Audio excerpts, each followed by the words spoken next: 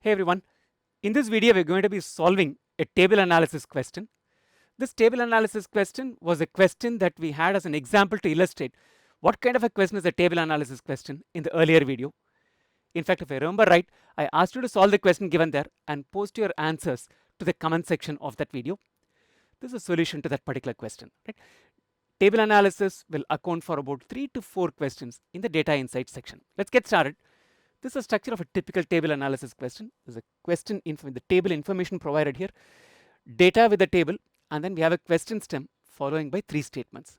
Right. We'll start with the first part. What does this table talk about? It provides key economic parameters for country X for years 2019 to 23. So talking about 5 years data. What are the key economic parameters they're talking about? GDP, unemployment rate in percentage, inflation and interest rate in percentage, GDP given in US dollar billion, right? So this is what is given. So we know what the table is talking about. Let's quickly dive into the question stem. Question stem is a very straightforward one. From the information given in the table, mark true if you can infer the statement given there. If you cannot infer it from the information given in the table, mark it as false. So we need to classify the statements as true or false. How many statements will we have? We'll have 3 statements. Take a quick glance at all 3 to see is there a possibility to pick data for more than one of these statements in one go. Sometimes it might be that way. In that case, we can save time. The first one talks about annual rate of growth of GDP in 22 is the same as that for 23. So 2 years, one parameter. The interest rate during the 5-year period is positively correlated to the inflation rate. So this talks about another 2 parameters. This is GDP as a parameter between 2 years. This is talking about for an entire 5-year horizon, whether these 2 parameters are positively correlated to different parameters. The last one, the median value for 3 of the 4 parameters among the 5 years was in 2021. So we need to kind of sort these parameters in ascending order and check out, because we're talking about 5-year period, whether the third year in ascending order for all of these, for 3 of the 4 parameters was in 2021. So talking about different things to be done for 3 different statements. So let's start with the first statement. This focuses on GDP for 2 periods. So let's not look at the entire table. Start with statement 1, annual rate of growth. How do you compute annual rate of growth? Growth divided by what it was in the previous year. So for 2022, it's going to be what it was in 2021 times 100. This is going to be the growth percentage, growth rate for 2022. The growth rate for 2023 is going to be the amount of growth, actual growth, divided by what was the GDP in 2022 times 100. So we're talking about growth rate. What was it in 20? How much has it grown up in 2022? From where? From what it was in 2021. So for 2023, if you're computing the growth rate, the denominator is going to be the GDP of 2022. So we're going to take a look at the GDP data for 5 years and see whether these two are equal. For how much has it gone up from? It's gone up from 530 to 550. So the increase is 20 here. From 550 to 570, the growth is the same. It's the same $20 billion in 2022 and in 2023. So numerator is the same, 20 for both instances. The GDP in 2021 was 530. The GDP in 2022 is 550. So the growth rates are basically 20 upon 530, 20 upon 550 times 100. Forget the times 100 because it's the same for both, right? Numerator is the same for both these fractions. The denominator here is lower, which means that the value of this fraction is going to be higher. So the growth rate in 2022 was higher than the growth rate in 2023. It says that the annual rate of growth is the same. The annual growth was the same. How much has the GDP gone up in dollar terms? That has been the same for both the years. But the rate of growth has been different because the denominator here is a lower value than here. So the information given is not, the statement is not true. False is the answer to this. First statement, false. We'll keep this in mind. Move on to the second one. While we are at it, I just wanted to impress upon one part. Unless you get the answers to all 3 statements, unless you classify all 3 statements right, you're not going to earn credit for this question. Right? Let's start with the second one. The interest rate during the 5-year period given in the table is positively correlated to the inflation rate during the corresponding period. So let's forget the other 2 parameters, unemployment and GDP.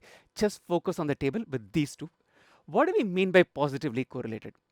Positively correlated essentially means that both these parameters tend to more often than not move in the same direction, right? Essentially, if inflation increases in those years, the interest rate would also concurrently, concomitantly, or whatever it is, correlatively will go up. That's essentially what they're saying. You'll find in more years than one, right? As in, like, if there are 5 years, 4 out of the 5, 3 out of the 5, quite often you will find that both of them moving in the same direction, which is when it is positively correlated. If one goes up and the other correspondingly goes down, then it is negatively correlated. If it is scattered, sometimes this way, sometimes that way, then we'll say it does not have much of a correlation. So we'll essentially look at it one way. One quick thing to do is they're talking about interest being positively correlated to inflation. We'll take this table data that's given only for these two columns, only for these two parameters, and as we take it, we will sort it in ascending order of inflation. So we're going to start with the lowest inflation to the highest inflation and see whether the increases correspondingly have matched with the increases in the interest rate in the second column or the third column, which is what we're going to try and see. If it happens in more years than more of the years, many, as in, like, in a greater number of years, then essentially we'll say it's positively correlated. We'll also do one more thing. We'll try and plot it on a graph sheet in the next slide and see whether we can essentially draw an upward sloping line or a curve, right? If it's something like this, then we'll say it's positively correlated.